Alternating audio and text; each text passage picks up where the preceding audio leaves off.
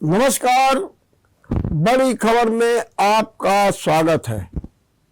एक बार फिर मोहम्मद आजम खां की कड़ी परीक्षा का अवसर आ गया। एक बार फिर ये देखना होगा कि मोहम्मद आजम खां जो सपा के राष्ट्रीय महासचिव हैं, जिनका अपना एक मजबूत आधार होने का दावा है, क्या इस परीक्षा की घड़ी में वो पास होंगे? मतलब सीधा ये है, रामपुर की स्वार सीट के उपचुनाव की आज चुनाव आयोग ने घोषणा कर दी। इसके साथ में मिर्जापुर के 96 सीट की भी घोषणा कर दी। दोनों जगह उपचुनाव 10 मई को होंगे और 13 मई को नतीजे आएंगे।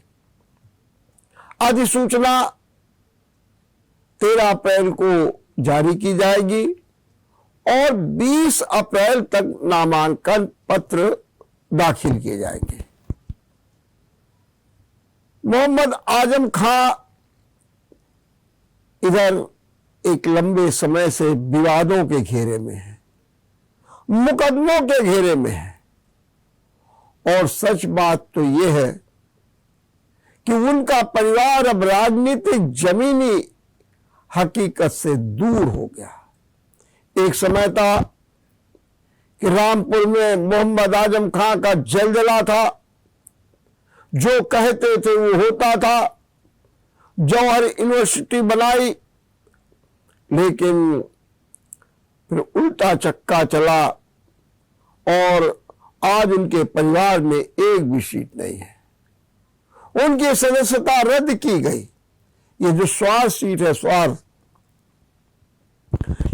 इस सीट पर मोहम्मद आजम खां के बेटे अब्दुल्ला आजम का कब्जा था, लेकिन 2 बार उनकी सदस्यता गई और इस बार हेट स्पीच में उन्हें 2 साल की सजा हुई और उनकी सदस्यता चली गई। अब उपचुनाव हो रहा है। क्या जो ये स्वार सीट है उस पर मोहम्मद आजम खां अपना वर्चस्व बरकरार रखेंगे?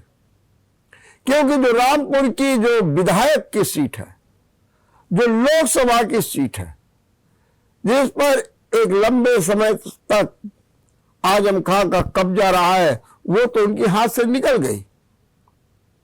दोनों जगह वो हार गए। बेटे को इस सीट पर लाया, जीता बेटा, लेकिन फिर चाहे वो जन्म तिथि का प्रकरण हो या फिर हेट स्पीच का प्रकरण हो, उनकी भी सदस्यता चली गई।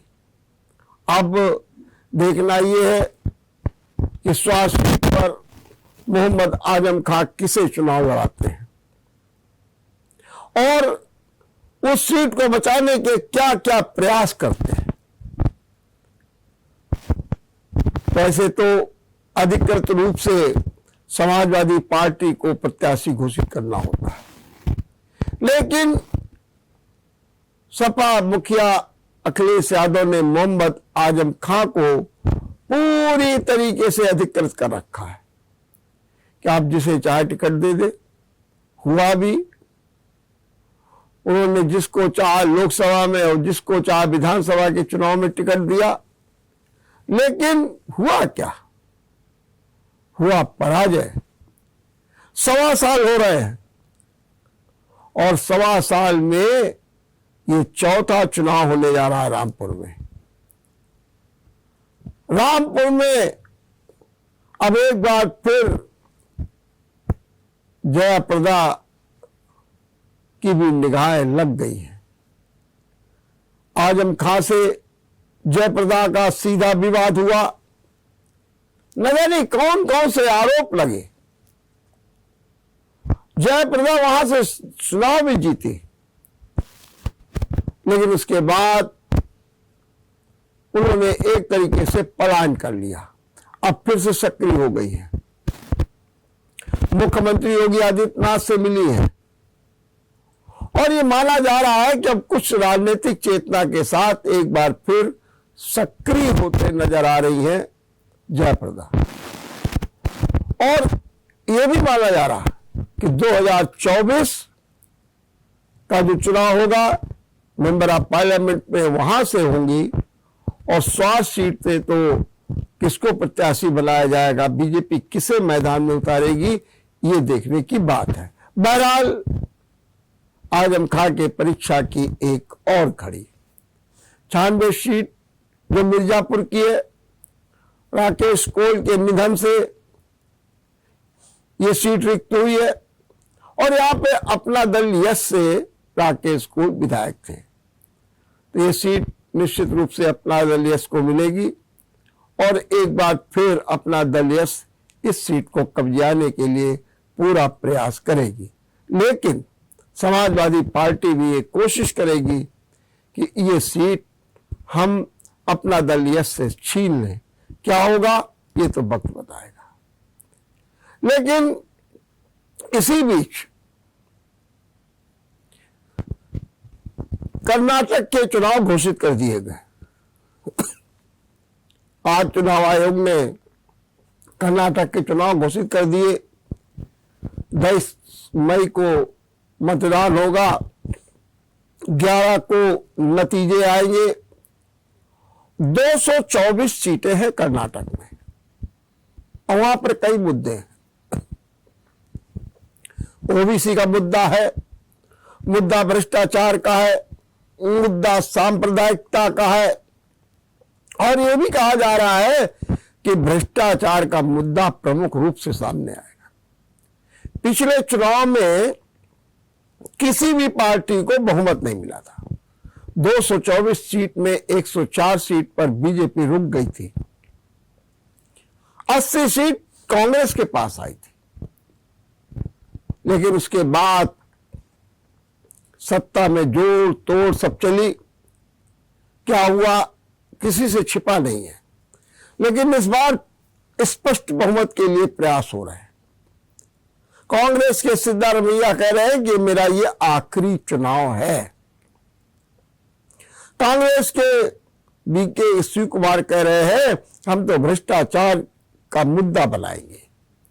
कौन मुद्दा बनेगा, लेकिन बीजेपी कह रही है हमारे तो मोदी भी चुनाव में आएंगे, अमित शाह भी चुनाव में आएंगे और चुनाव में मुख्यमंत्री योगी आदित्यनाथ भी आएंगे।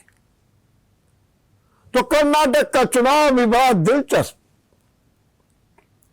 लेकिन इसी बीच अब चर्चा ये भी शुरू हो गई, वायनाड का उपचुनाव क्यों नहीं। चुनाव आयुक्त राजीव कुमार से प्रश्न पूछ लिया गया, वायनाड पे क्यों नहीं चुनाव होगा। उन्होंने कहा अभी इसमें जल्दबाजी है। उन्होंने स्पष्ट किया, उन्होंने कहा कि अभी 1 महीना जो है मोहलत मिली हुई है, जो सजा है उसको निलंबित कर रखा गया है। एक तो उन्होंने कारण ये बता दिया और दूसरा ये भी कहा कि ये भी होता है कि यदि जो अवधि होती है सदन की वो 1 वर्ष से कम होती है तो उस समय भी चुनाव नहीं कराए जाते हैं। बहरहाल चुनाव आयोग इस पर मंथन कर रहा है। लेकिन इसी बीच आज एक बड़ा फैसला हो गया और इससे राहुल गांधी की भी उम्मीदें जो है बढ़ गई। फैसला ये हुआ कि लोकसभा सचिवालय ने आज लक्षद्वीप के जो एमपी हैं पीपी मोहम्मद फजल, उनकी सदस्यता को बहाल कर दिया। मतलब उन्हें एक बार फिर लोकसभा का सदस्य बना लिया। यही लोकसभा सचिवालय ने 12 जनवरी को मोहम्मद फजल की लोकसभा सदस्यता समाप्त कर दी थी। कारण क्या था? कारण था 11 जनवरी को स्थानीय कोर्ट ने हत्या के प्रयास में मोहम्मद फजल को 10 साल की सजा दी थी। 10 साल की। जब 10 साल की सजा दी गई तो लोक सभा सचिवालय ने नियमानुसार जिन लोगों को 2 वर्ष की या उससे अधिक की सजा होती है तो सदस्यता स्वतः समाप्त कर दी जाती। वही हुआ, 10 साल की सजा हुई और 12 जनवरी को उनकी सदस्यता समाप्त कर दी गई। किंतु मोहम्मद फजल हाईकोर्ट चले गए, केरल हाईकोर्ट, और केरल हाईकोर्ट में उन्होंने कहा कि ये जो मेरे ऊपर आरोप है, जो मेरा मुकदमा है, ये जो फैसला है, सब गलत है। केरल हाईकोर्ट ने तत्काल प्रभाव से सुनवाई करके और उनका जो कन्विक्शन था उसको रद्द कर दिया। उनके कन्विक्शन को रद्द कर दिया, समाप्त कर दिया। इसके बाद मोहम्मद फजल ने लोकसभा स्पीकर को पत्र लिखा कि जो मेरा कन्विक्शन था वो रद्द कर दिया गया है, अब मुझे एक बार फिर लोकसभा की सदस्यता दे दी जाए, मेरी सदस्यता को बहाल कर दिया जाए। लेकिन लोकसभा से जब कोई अपेक्षित उत्तर नहीं मिला तो उन्होंने सुप्रीम कोर्ट का रास्ता अपनाया। सुप्रीम कोर्ट ने सवाल पूछे, क्यों आपको सदस्यता बहाल कर दी जाए? आपके कौन से मौलिक अधिकारों का हनन हो रहा है? कौन सी ऐसी परिस्थितियां हैं? और ये बात कल ही हुई सुप्रीम कोर्ट में, और सुप्रीम कोर्ट ने आज से इस पर सुनवाई करने का ऐलान भी कर दिया कि फैजल की जो याचिका है कि हमारी सदस्यता को बहाल किया जाए तो उस पर सुनवाई होगी। आज से लोकसभा में सुनवाई होनी थी, लेकिन वहीं सुबह सुबह लोकसभा सचिवालय ने उनकी सदस्यता को बहाल कर दिया। जब उनकी सदस्यता बहाल हुई तो निश्चित रूप से चर्चा हुई कि अब तो राहुल गांधी की भी सदस्यता बहाल हो सकती है। लेकिन कब? राहुल गांधी को अपील करना होगा, और अपील करने के बाद उनका जो कन्विक्शन है 2 साल का, वो कोर्ट जब रद्द करेगी तब लोकसभा सचिवालय उनकी सदस्यता को बहाल करेगी। अभी तो कहीं अपील ही नहीं हुई है, इसलिए कुछ कहा नहीं जा सकता। लेकिन फैजल पर जो लोकसभा सचिवालय ने फैसला लिया और उनकी सदस्यता बहाल कर दी है, उससे राहुल गांधी की भी उम्मीदें बढ़ गई हैं। हम यहां लेते हैं एक छोटा सा ब्रेक। ब्रेक के बाद आपका एक बार फिर स्वागत है। नगर निगम चुनाव को लेकर के सरगर्मी तो बढ़ ही गई है, लेकिन माना यह जा रहा है कि नगर निगम के चुनाव मई में होंगे, और वो भी 15 से 20 मई के बीच, माने मतदान होगा। चुनाव की प्रक्रिया तो शुरू हो जाएगी अप्रैल के दूसरे सप्ताह से या तीसरे सप्ताह से, लेकिन जो मतदान होगा वो 15 से 20 मई तक। यह भी संभव है कि इसी अवधि में नतीजे भी आ जाएं। सुप्रीम कोर्ट के आदेश पर आरक्षण की अधिसूचना 2 दिन में जारी होनी है और आज का दिन है, इसलिए काफी संभावना है कि जल्द अधिसूचना जारी हो जाएगी। कैबिनेट की बैठक में फैसले के बाद संशोधन और संशोधन के बाद उसका अध्यादेश भी जारी किया जाएगा। इसकी प्रक्रिया पूरी तरीके से तेजी के साथ चल रही है, या यूं कहें कि पूरी तैयार है तो भी कोई गलत नहीं होगा। नगर विकास मंत्री ए.के. शर्मा कहते हैं, हम चुनाव के लिए पूरी तरीके से तैयार हैं। सुप्रीम कोर्ट ने 2 दिन का वक्त दिया है, हम उसी में आरक्षण की अधिसूचना जारी कर देंगे। और ये माना जा रहा है कि जैसे ही आरक्षण की अधिसूचना जारी होगी, उसके 1 हफ्ते बाद तक आपत्तियां ली जाएंगी कि किसी को आरक्षण में कोई आपत्ति है तो वो प्रस्तुत करें, और इसके बाद जब आपत्तियां आ जाएंगी तो उनका निस्तारा होगा और उसके बाद अधिसूचना चुनाव की जारी होगी। 1 अप्रैल को मतदाता सूची का प्रकाशन भी होगा। हमें सारा कार्यक्रम बिल्कुल तय है और उसके अनुसार ही सारे काम होंगे।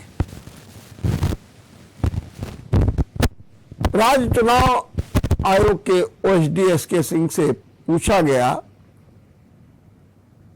कि चुनाव कब और कैसे होंगे। उन्होंने कहा कि अगर आयोग को 10 अप्रैल तक प्रस्ताव मिलता है, माने 10 अप्रैल तक ये प्रस्ताव मिलता है कि आप चुनाव कराइए और आरक्षण भी के तहत जो भी प्रावधान है, तो अगर प्रस्ताव मिलता है तो 30 से 35 दिन चुनाव में लगते हैं।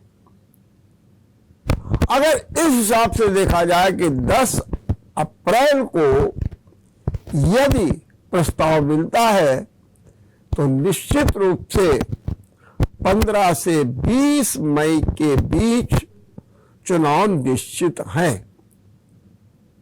भारतीय जनता पार्टी तो यह कहती है कि हमारी तो चुनाव तैयारी पूरी है,